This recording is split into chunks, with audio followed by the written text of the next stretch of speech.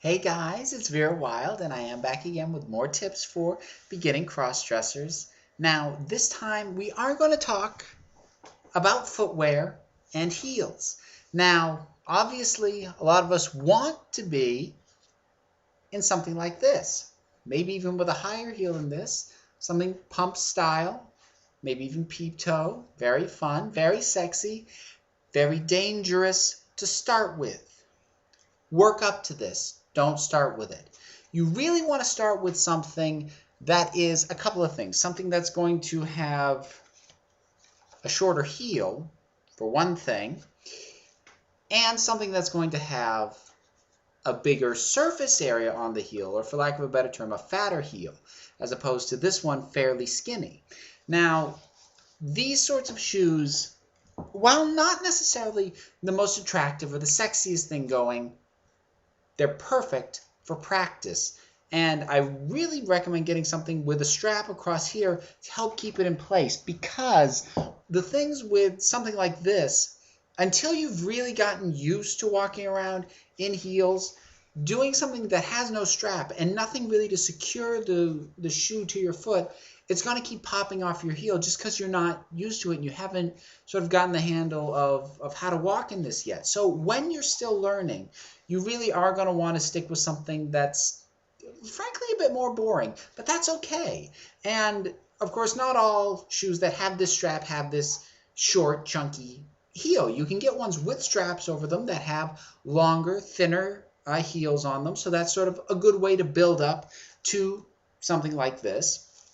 And the shoes, it's true of so many of these things that I keep saying is practice, practice, practice. And not just in terms of, being a runway model, putting on the shoes and walking up and down in your living room.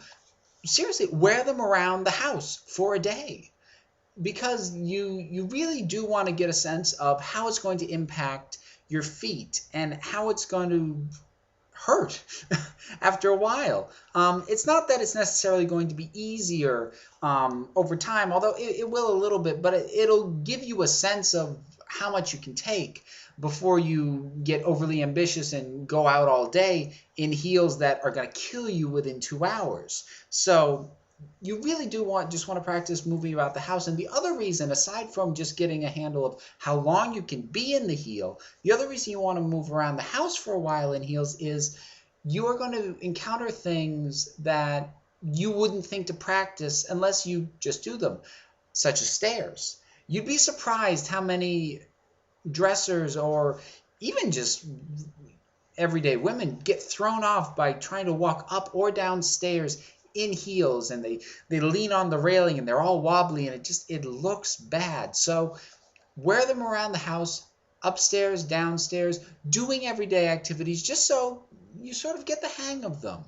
Now, there is one other thing that you can do as kind of a cheat in terms of having the appearance of a larger heel, but not actually inclining your foot too severely, because that's, as the heel gets bigger, your foot kind of gets like this, which puts more pressure on the balls of your feet.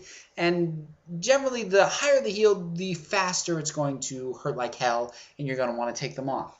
Now, sort of a cheat is to get a boot, something like this. Obviously, this is a little fetishy, but setting that aside, focusing down here, you'll notice the heel itself is actually pretty high. It's higher than this is, but it's also platformed. So even though the heel itself is this big, because the ball of your feet is also elevated, the angle of your foot is only about there. Whereas if there was no platform, your foot angle would be almost vertical.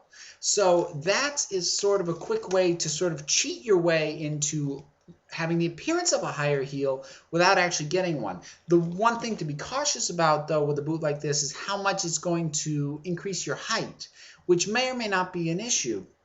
And actually, that's going to be true of any heel, is it is going to make you taller. Speaking personally, I'm 6 feet tall before I put a heel on. So I put a heel on, suddenly I'm 6'2", 6'3", and that does make you stand out more if you are going out in public. I wouldn't go so far as to call it an automatic giveaway, but if there is a woman, whether she's a dresser or a genetic woman, when there's a woman walking down the street who's over 6 feet, it's going to turn heads. It's going to get a little bit of attention, which, depending on your level of comfort and sort of where you are in your own development, you may or may not want that attention. So that's something also to keep in mind when selecting a heel, both at all and how high you want to go, especially if you're going out in public. So again, start with a boring heel, work your way up to the fun ones, and practice, practice, practice.